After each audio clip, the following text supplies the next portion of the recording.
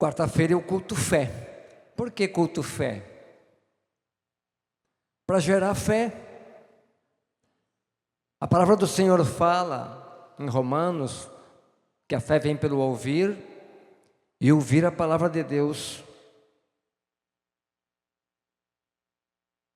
E essa é a palavra de fé que nós pregamos, Jesus Cristo de Nazaré.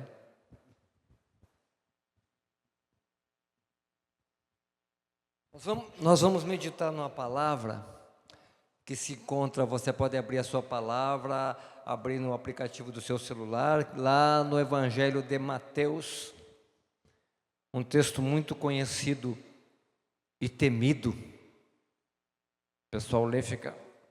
Mateus capítulo 24.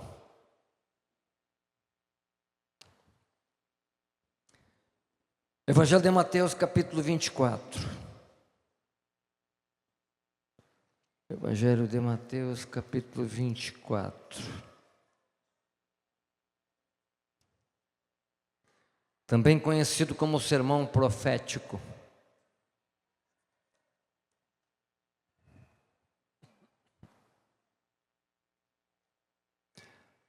Evangelho segundo escreveu Mateus, capítulo 24.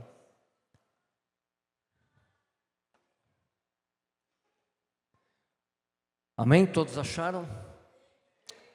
Diz assim a palavra do Senhor, Mateus capítulo 24, a partir do versículo 1. Nós vamos ler até o versículo 14. Tendo Jesus saído do templo, ia se retirando quando se aproximaram dele os seus discípulos, para lhe mostrar as construções do templo. Ele, porém, lhes disse: não vedes tudo isso? Em verdade vos digo que não ficará aqui pedra sobre pedra que não seja derrubada. No Monte das Oliveiras achava-se Jesus assentado, quando se aproximaram dele os discípulos em particular, e lhe pediram: dize-nos quando sucederão estas coisas, e qual sinal haverá da tua vinda e da consumação dos séculos? E ele lhes respondeu: vede que ninguém vos engane. Porque virão muitos em meu nome, dizendo: eu sou o Cristo, e enganarão a muitos. E certamente ouvireis falar de guerras e rumores de guerras. Vede, não vos assusteis, porque é necessário assim acontecer, mas ainda não é o fim. Porquanto se levantará nação contra nação, reino contra reino, e haverá fomes e terremotos em vários lugares. Porém, tudo isso é o princípio das dores.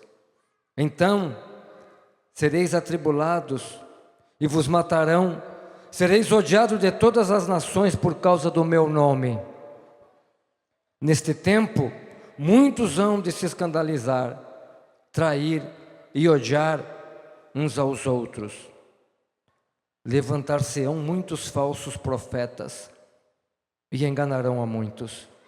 E por se multiplicar a iniquidade, o amor se esfriará de quase todos. Aquele, porém, que perseverar até o fim, esse será salvo.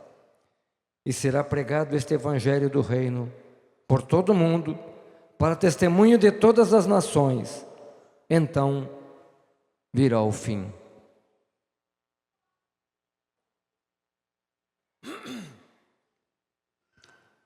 Te louvamos, Deus, pela tua palavra, pela tua santa e bendita palavra, que nos conduz a toda a verdade. Nós pedimos agora, em nome de Jesus Cristo, que o Senhor venha abrir o nosso entendimento, iluminar o nosso entendimento, e que a tua palavra venha como a espada de dois gumes, separando alma e espírito, juntas e medulas, discernindo os pensamentos das intenções do coração. Que a palavra pregada aqui, Senhor, não seja a palavra de sabedoria humana, não seja, Senhor,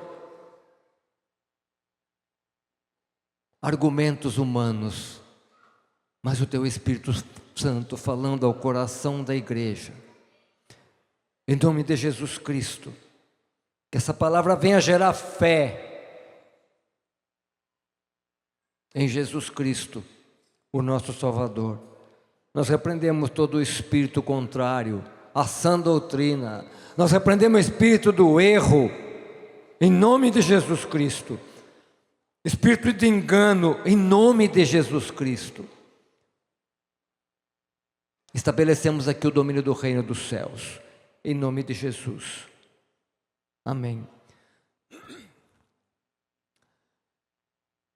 Essa aqui é só uma parte de Mateus 24, que Jesus começa a falar das coisas que irão acontecer. Mateus 24 vai até o versículo 51. Depois ele faz algumas comparações, mas nós vamos nos deter nesta passagem.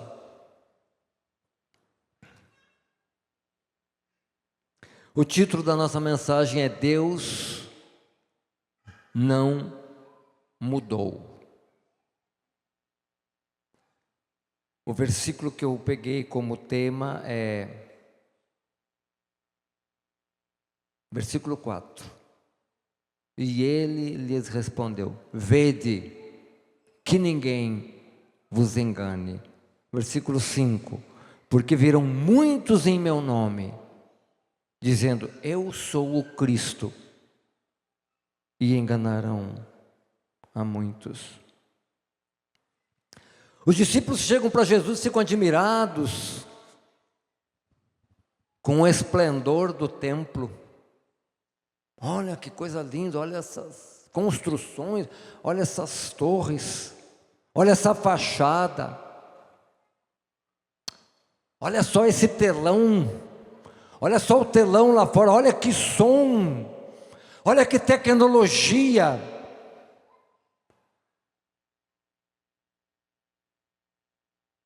Olha só que mídia completa, não falta nada.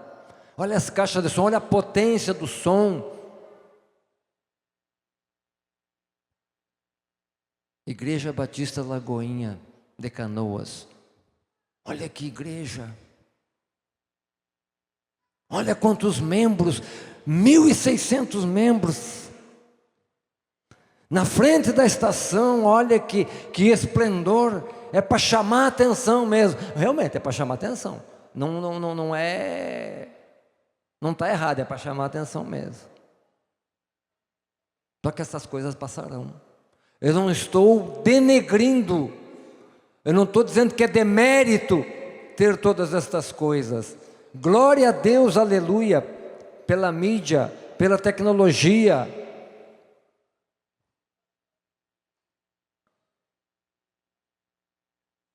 Mas é isso que nós temos. É isso que nos admira, é isso que nos incentiva a vir para a igreja, é isso que gera propósito em vir para a igreja. Os discípulos estavam entusiasmados com a estrutura do templo, e Jesus Cristo fala: que ninguém vos engane, não ficará pedra sobre pedra. Que ninguém vos engane. Todas essas coisas aqui, elas vão passar.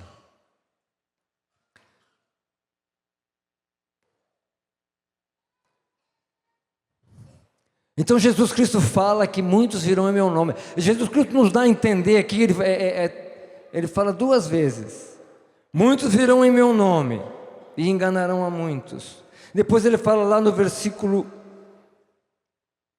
11, e levantar-se-ão muitos profetas falsos, e enganarão a muito. Enganarão a muitos.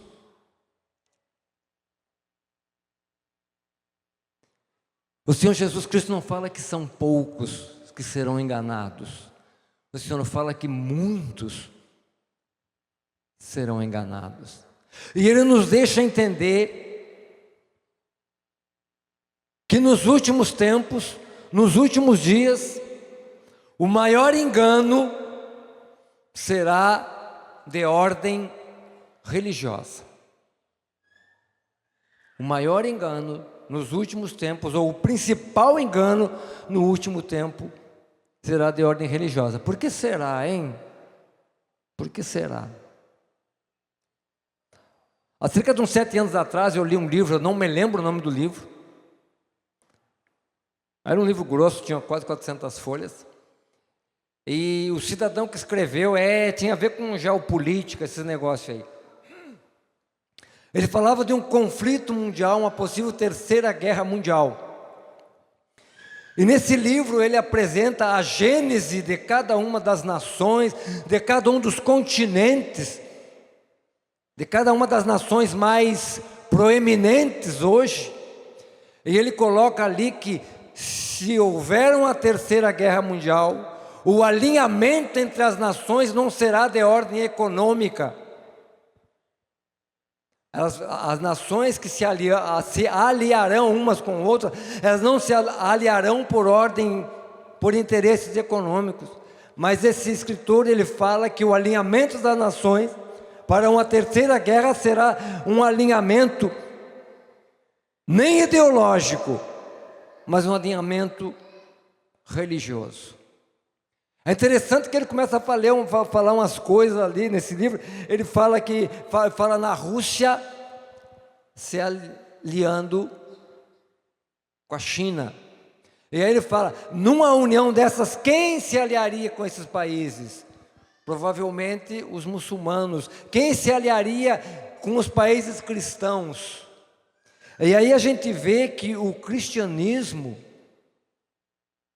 ele é combatido. O cristianismo é combatido. E Jesus vem e fala no sermão, nesse sermão profético, o engano vai ser de ordem religiosa, espiritual para nós que entendemos essas coisas. Mas o que tem a ver com isso, com guerra? Tem a ver que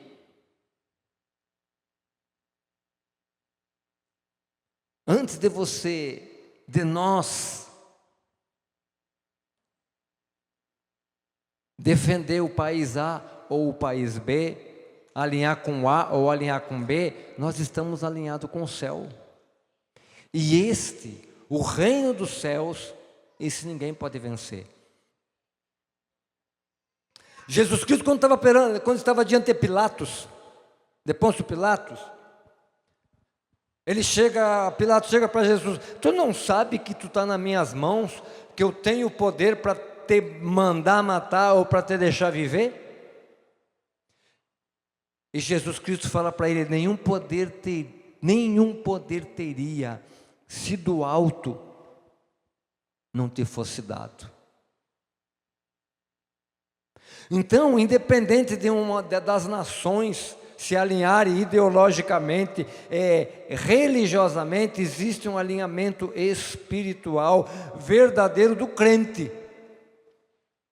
E para que esse alinhamento, para que o crente não tenha discernimento de se alinhar corretamente, vem o engano. Aí então é uma pregação vazia de Cristo. Um evangelho destituído de poder de Deus, para que as pessoas se desanimem com o evangelho, para que as pessoas renunciem à sua fé.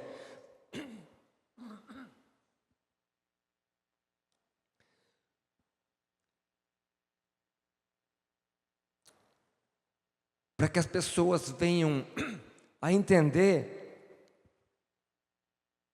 que a salvação não é só Jesus. Existe um dito popular que fala que todos os caminhos levam a Deus. Isso é uma mentira. Nós sabemos que isso é uma mentira. Atos capítulo 4, versículo 12, fala que em nenhum outro nome há salvação. Em cima nos céus, embaixo na terra, debaixo da terra, nenhum nome importa pelo qual sejamos salvos, a não ser Jesus Cristo de Nazaré. Isso é o apóstolo Pedro falando na sua pregação, no livro de Atos. Abra a palavra do Senhor em Filipenses. Filipenses, capítulo 2, olha o que o apóstolo Paulo escreve aos Filipenses.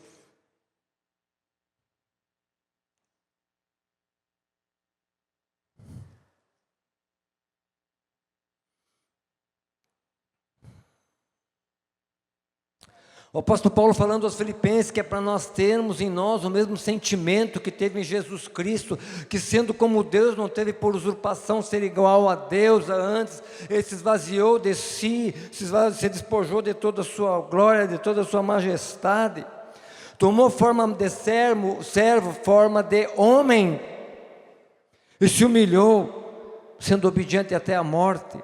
E no versículo 9, isso aqui é capítulo 2 de Filipenses, o apóstolo Paulo fala, pelo que também Deus o exaltou sobremaneira, e lhe deu um nome, que está acima de todo nome, para que ao nome de Jesus se dobre todo joelho, nos céus, na terra e debaixo da terra, e toda língua confesse que Jesus Cristo é o Senhor, para a glória de Deus Pai.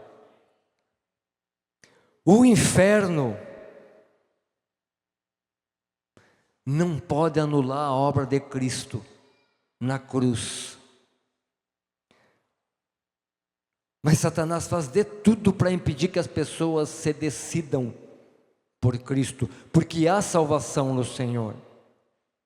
A porta da graça ainda está aberta. Nós vivemos na era da graça. Satanás não pode fechá-la. Satanás não pode fechar a porta da graça. Mas ele apresenta as opções dele, de outras portas, portas largas, caminho espaçoso. Para quê?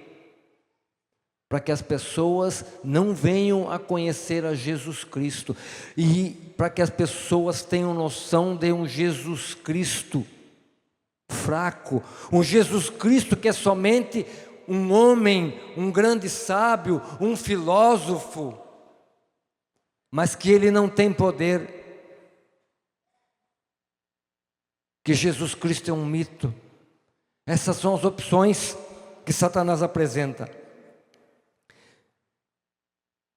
E na pregação, muitas vezes, pregado nas praças, nas esquinas, e até mesmo dentro da igreja, apresenta-se um Cristo divorciado da lei.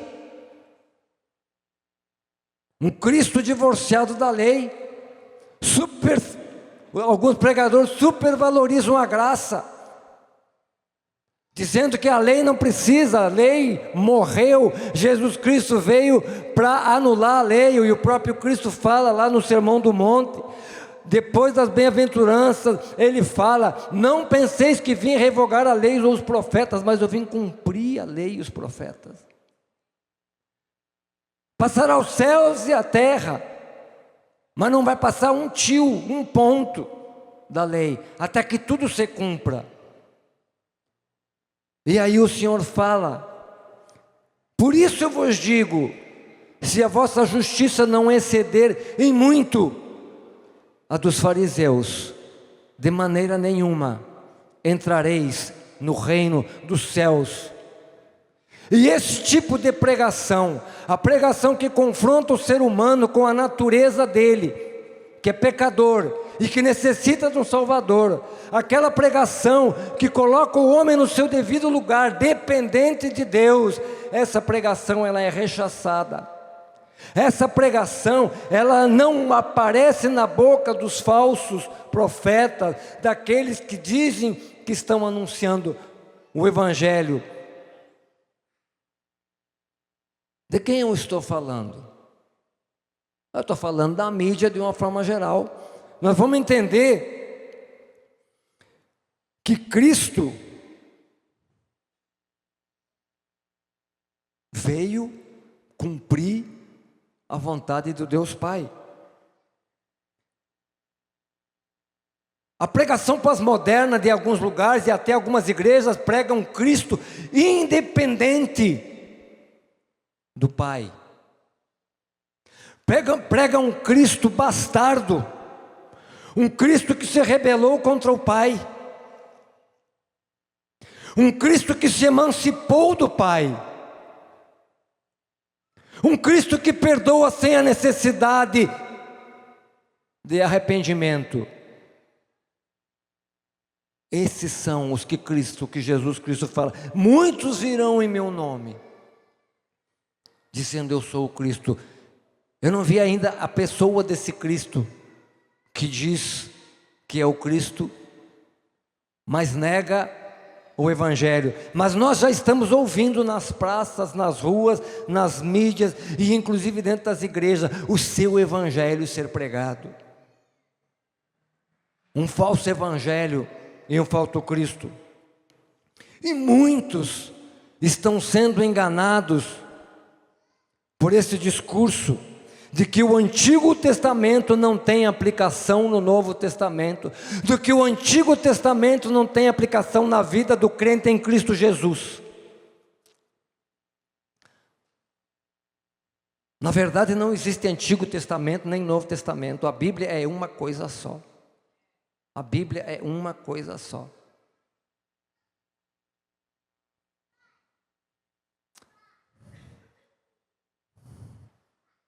Não podemos desvincular Cristo, Jesus Cristo, a sua pregação e o seu Evangelho dos profetas.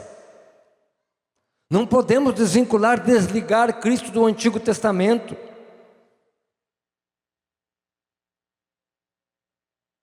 Porque todas as escrituras do Antigo Testamento apontam para Cristo, apontam para o sacrifício de Jesus Cristo. Em Marcos 8, 27 a 29, quem quiser acompanha aí, Jesus Cristo conversando com seus discípulos, ele diz assim: quem dizem os homens que eu sou? Eu vou fazer uma pergunta, você não me responda, guarde no seu coração. Quem é Jesus para você? Quem é Jesus? Os seus discípulos respondem: uns dizem que é João Batista, uns dizem que é Elias, ou algum dos profetas. Aí eu pergunto: por que o povo daquela época associava Jesus Cristo a João Batista? Alguma coisa em comum tinha. E o que João Batista pregava? João Batista pregava o batismo para arrependimento dos pecados.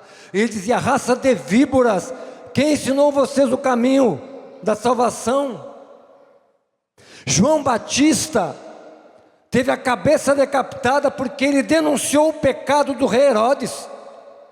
Hoje em dia o crente não pode falar que adultério é pecado. Jesus Cristo, o que tem a ver com isso? Jesus Cristo fala no Evangelho de Mateus,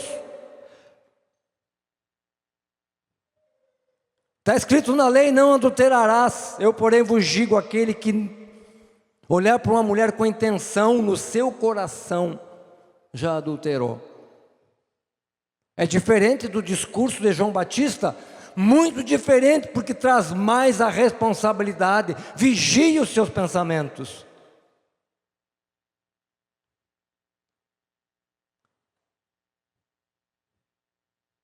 Então não tem como desvincular Jesus Cristo do Antigo Testamento, não tem como desvincular Jesus Cristo da lei. O que era pecado na lei continua sendo pecado na graça. A diferença é que pela graça você se arrepende e recebe o perdão para não pecar mais.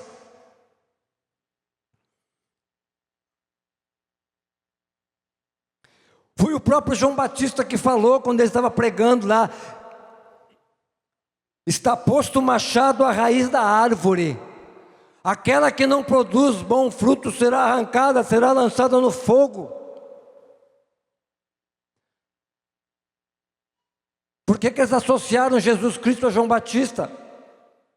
Aí vem Jesus Cristo dizendo: eu sou a videira, vós sois os galhos, vós sois os ramos. Todo galho que está em mim, o Senhor poda para que dê mais frutos. Aquele que não dá fruto, ele é arrancado e lançado no fogo. Qual é a diferença do discurso de Jesus Cristo para João Batista? Não tem como desvincular aquilo que a lei diz que é pecado daquilo que a graça fala que é pecado.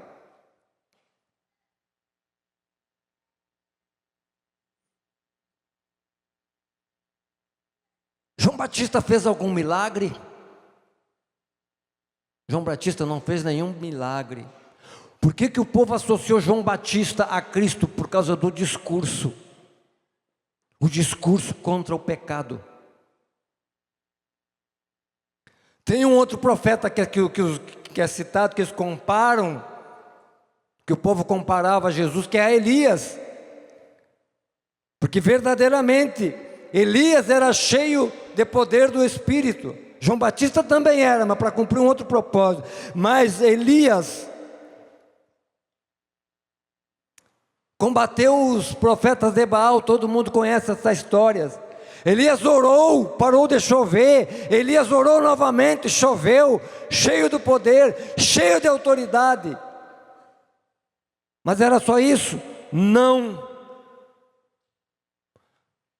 O profeta Elias foi aquele lá que deu uma clicada em Acabe, porque Acabe queria a vinha de Nabote. E Nabote falou: não posso te dar, não posso vender, porque isso é herança, e herança a gente não vende e a gente não dá. Aí ele foi para casa beiçudo, choramingar, e a mulher dele, todo mundo sabe que era uma bênção, né? Misericórdia. Jezabel era bênção para o marido dela. Foi lá e mandou matar Nabal. E deu a vinha para o marido dela. O que Elias faz? Deus manda Elias chamar Acabe na chincha. E aí Elias chega lá e diz: amanhã maquetal, já de vinha nova, né? Pois é. Não bastou matar, agora tomou a vinha. E o que Elias fala? Pois o teu sangue vai ser derramado, e os cachorros vão lamber o teu sangue por causa do teu pecado. E foi exatamente o que aconteceu. E aí, Elias é associado a Cristo. Jesus Cristo fazia milagres, Jesus Cristo tinha poder, mas também era radical contra o pecado. Não tem como desvincular Jesus Cristo do Antigo Testamento, da lei que estabelece o que é pecado e o que não é pecado. A bem da verdade, Jesus Cristo veio para dizer: olha, aquilo que a lei diz que é pecado, continua sendo pecado, mas se você se arrepender, você é perdoado e você vai morar no céu. É isso que Jesus veio fazer. Então, um falso Cristo, muitos virão no nome de Jesus Cristo, e nós vemos muita pregação, inclusive pastores querendo reescrever a Bíblia, porque a Bíblia tem uma linguagem muito radical, a Bíblia tem uma linguagem muito ofensiva. Querem fazer uma Bíblia numa linguagem politicamente correta. Não, para a Bíblia, palavra de Deus, pecado é pecado, pecado tem nome. A propósito, para nós sermos perdoados, nós temos que nomear o pecado. Não existe perdão no geralzão: Senhor, perdoa os meus pecados. A impressão que eu tenho é que Jesus diz assim: qual deles? Vai nomeando aí que eu vou riscando aqui.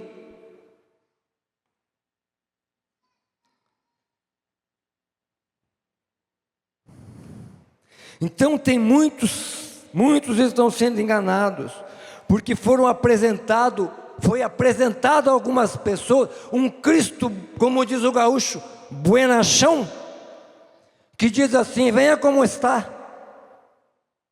Permaneça como está e seja feliz. Isto não é evangelho, isto não é cristianismo, e este não é o Cristo que morreu naquela cruz. Então, no nosso tempo existe um movimento, um esforço para desvincular Jesus Cristo do Deus Pai. Porque afinal de contas o Deus Pai é o Deus do Antigo Testamento. Ele é muito radical, ele é muito tirano, ele se ira muito com as pessoas, ele manda matar as pessoas, e Jesus Cristo não tem parte com esse Deus.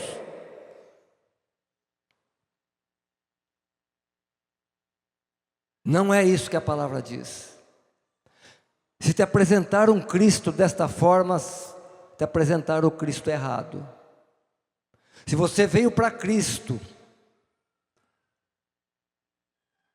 para receber um tapinha nas costas e dizer: está tudo bem, meu filho, eu te aceito, alguma coisa está errada.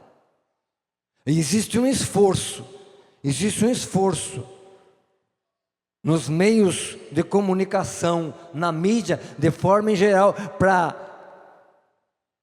amenizar ou anular o estrago que o pecado faz nas vidas das pessoas.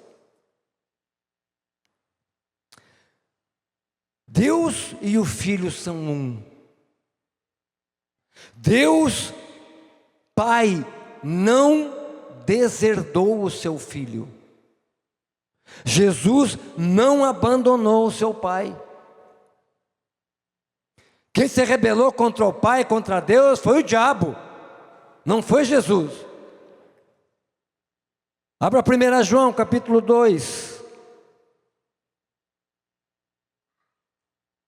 Essa palavra é para gerar fé de que nós estamos crendo no Deus certo, nós estamos crendo no Deus verdadeiro, nós estamos pregando o único que pode perdoar os nossos pecados. E o único que pode perdoar os nossos pecados, Ele pode perdoar porque Ele é radical contra o pecado. Primeira Epístola de João, capítulo 2,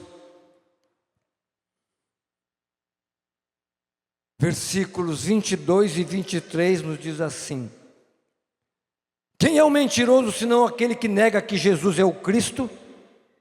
Este é o anticristo, o que nega o Pai e o Filho. Todo aquele que nega o Filho, esse não tem o Pai. Aquele que confessa o Filho tem igualmente o Pai. Não tem como aceitar Jesus Cristo sem aceitar o Pai. Se você acha que o Pai é radical na sua postura contra o pecado no Antigo Testamento, não tem como aceitar Cristo Jesus sem receber a pessoa do Pai junto. Eles não andam separados, eles não se divorciaram.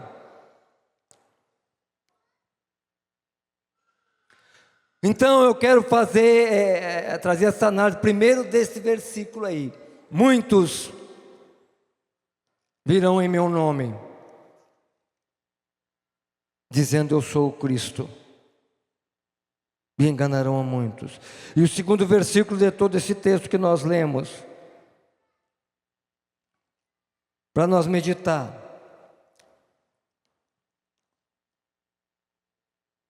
é Mateus 24:11.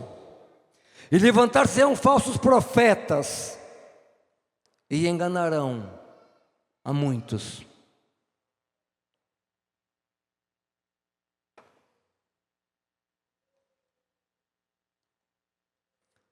Não é comum, ou melhor, não é incomum,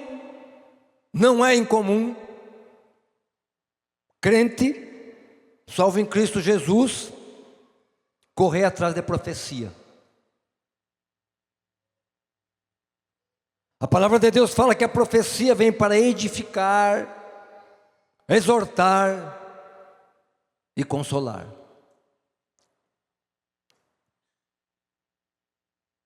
Segundo Timóteo capítulo 3:16, é fácil de guardar esse texto, porque João 3:16 todo mundo conhece.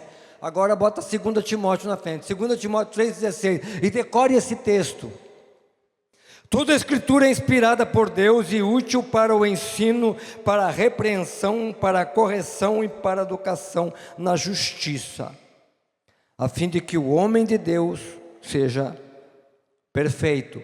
1 Pedro capítulo 1, versos 20 e 21. Sabendo primeiramente isto, que nenhuma profecia da Escritura provém de particular interpretação, porque a profecia nunca foi produzida por vontade de homens. Profetas. Se levantarão falsos profetas e enganarão a muitos. Eu e minha esposa, nós temos 29 anos de crente, e nós já vimos casamentos serem feitos por profecia, e que depois lá na frente a gente foi ver que era uma profetada. É duro falar isso? É duro, mas tem que ser falado. A verdade tem que ser pregada. Deuteronômio capítulo 28 fala de todas as transgressões que o povo de Israel, ou melhor, fala de todas as bênçãos que correriam atrás do povo de Israel se eles obedecessem tudo aquilo que Deus estabeleceu para eles. E também fala de todas as maldições que alcançariam o povo de Israel se eles desobedecessem aquilo que Deus estabeleceu. Bênçãos e maldições, obediência e desobediência. Obediência versus desobediência e suas consequências. Os profetas do Antigo Testamento, eles foram levantados para alertar o povo das consequências da desobediência. Nenhum profeta do Antigo Testamento foi levantado para falar o que Deus não falou. Nós vamos ver os profetas maiores, os profetas menores, nenhum deles está dizendo, ai que bom, vocês agora vão viver na terra e vão viver muitos anos. O povo pecou, pisou na bola e Deus mandou o profeta lá. Deus levantou os profetas para alertar o povo do perigo da desobediência. Por que isso? Porque nós somos pecadores. A palavra fala que não há nenhum justo. Não há um justo sequer. Todos pecaram, destituídos estão da glória de Deus. Os profetas, eles não estavam ameaçando o povo, mas eles estavam denunciando o pecado. Estavam denunciando para trazer o povo ao arrependimento. O profeta, ele denuncia o erro, mas ele também clama e ele chora pelo povo. Isso é ministério profético.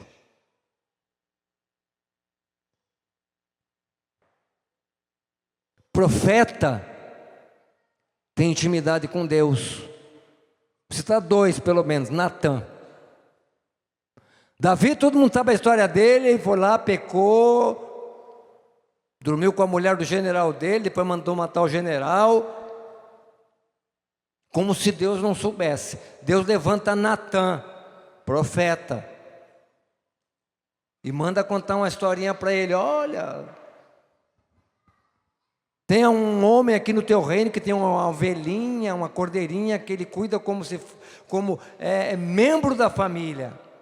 E aí o vizinho lá, que tem um tantão de ovelhas e cordeiros, recebeu uma visita e foi lá e lançou mão da cordeirinha do outro que só tinha ela, para fazer um assado para o visitante. Davi se irou e disse, tão certo como Deus existe, que esse homem tem que morrer. Aí Natã fala, pois este homem é tu. Surgirão falsos profetas. Você conhece algum profeta contemporâneo que está denunciando o pecado? O profeta fala da palavra. O profeta, ele é inspirado pela palavra. O falso profeta é inspirado pelas motivações pessoais e muitas vezes laços de alma com a pessoa com quem ele vai dar a profecia. É duro ouvir isso? É duro ouvir isso? Mas é assim que funciona. Outro que eu já citei, Elias e Acabe. Elias foi lá, tomou, a mulher dele mandou matar Nabal, ele tomou a vinha e o profeta foi lá. Pois é, não bastou matar, agora tomou a vinha, pois chamou ele na chincha também. É interessante que Mateus 24, de 6 a 10, depois que Jesus Cristo fala assim, surgirão falsos cristos, muitos virão em meu nome e enganarão a muitos, ele abre um parêntese e começa a falar o que vai acontecer. E aí ele fala de guerras, de rumores de guerras, de fomes, de terremotos, que os crentes serão odiados, passarão por tribulação por causa do nome dele. Depois que ele cita todas essas ocorrências, ele fala do falso profeta. O falso profeta, ele é levantado para negar a eficácia das Escrituras. O falso profeta é levantado para dar uma explicação antibíblica aos acontecimentos, para dar uma explicação antibíblica aos sinais que se mostram cada vez. O falso profeta diz assim, você fala para alguém, olha, Jesus Cristo está voltando, viu? Ah, mas por quê? Como é que tu sabe disso? Não, porque tem guerras e rumores de guerras, aí o que eles dizem? Guerra sempre teve. Mas está vendo fome, muita fome. Mas fome sempre teve. Mas está tendo muito terremoto. Mas terremoto sempre teve. O falso profeta sempre vai dar uma explicação antibíblica para aquilo que está acontecendo, para que você fique consolado fora das Escrituras, ou seja, as Escrituras não têm autoridade. Isso é mito. Deixa de lado que... Agora você já viu o profeta chegar e diz, te arrepende, te conserta, Jesus Cristo está voltando. Te arrepende e pede perdão enquanto é tempo.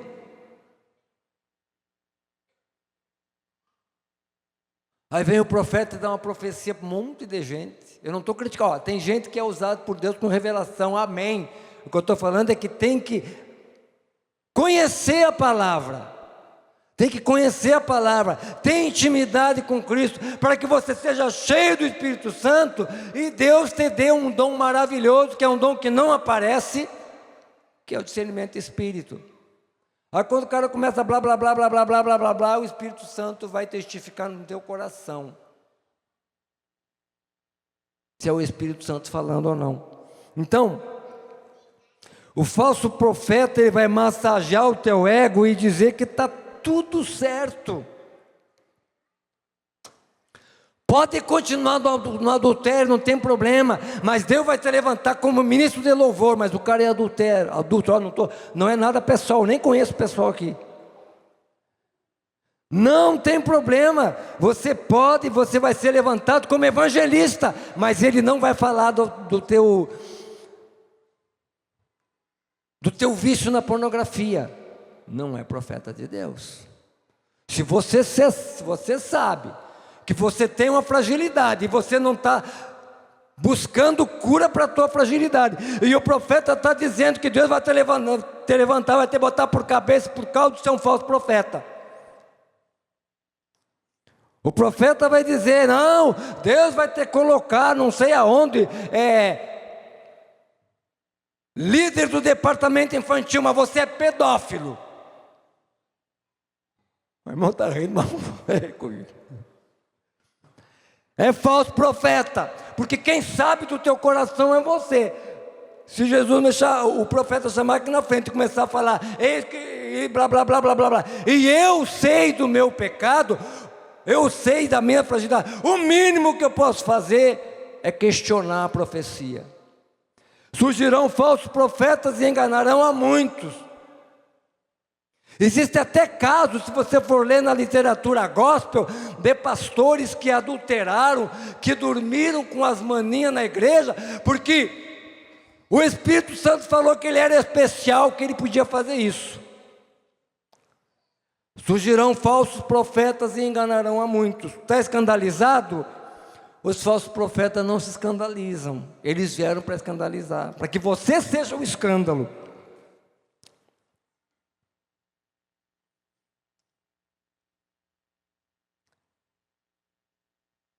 Mas há um povo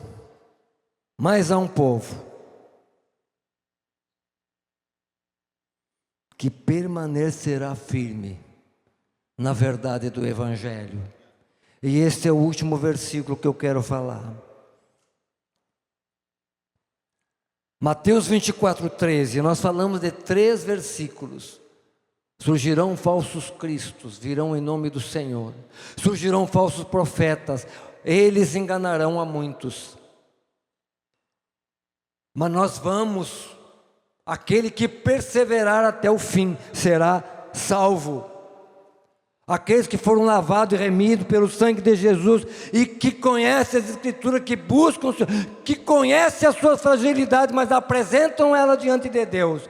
Não vai buscar o profeta, não vai buscar o adivinho, não vai buscar o prognosticador para dizer, eis que te digo, tu está bem, vai.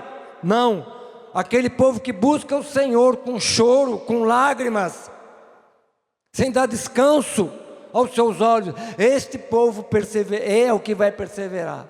Este é o povo que vai ser salvo. Esse é o povo que não vai se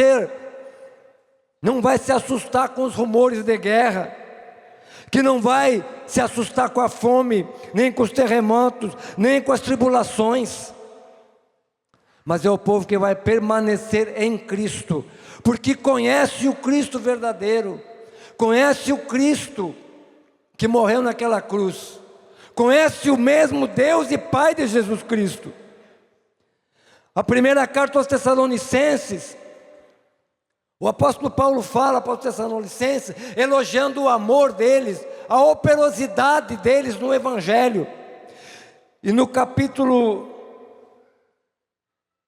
acho que é no capítulo 1, se não me engano, versículo 3 ou 4, eu não me lembro, o apóstolo Paulo fala, vocês receberam o Evangelho em meio à tribulação, e mesmo assim eles foram elogiados, que eles são exemplos para as igrejas da Macedônia,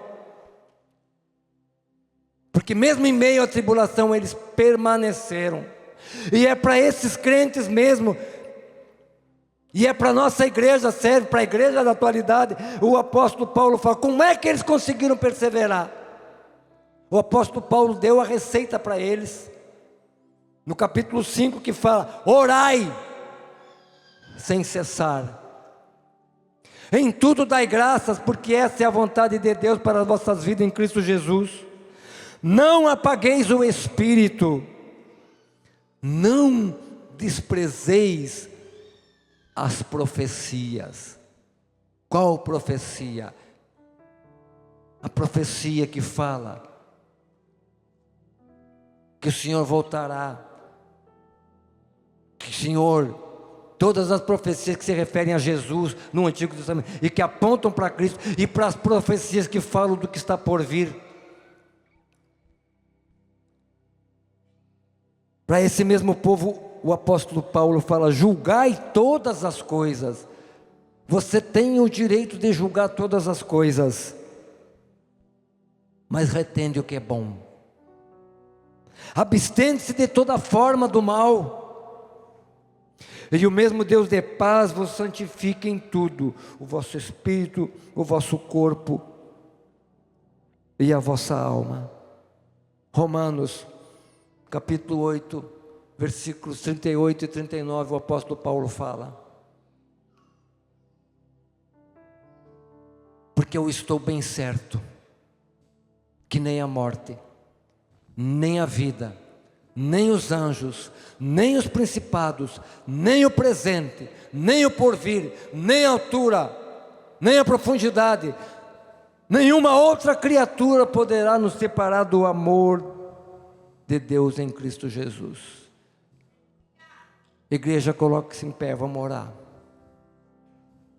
Existe um povo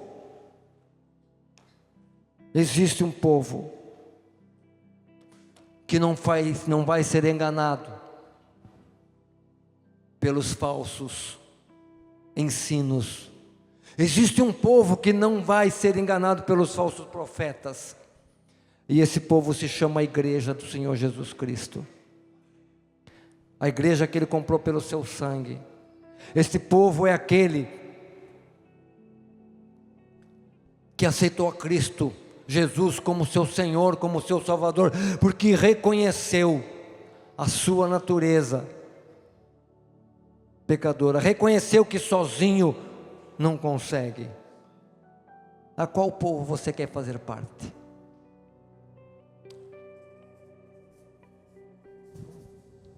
Eu quero que você coloque a sua mão no seu coração e faça uma oração comigo.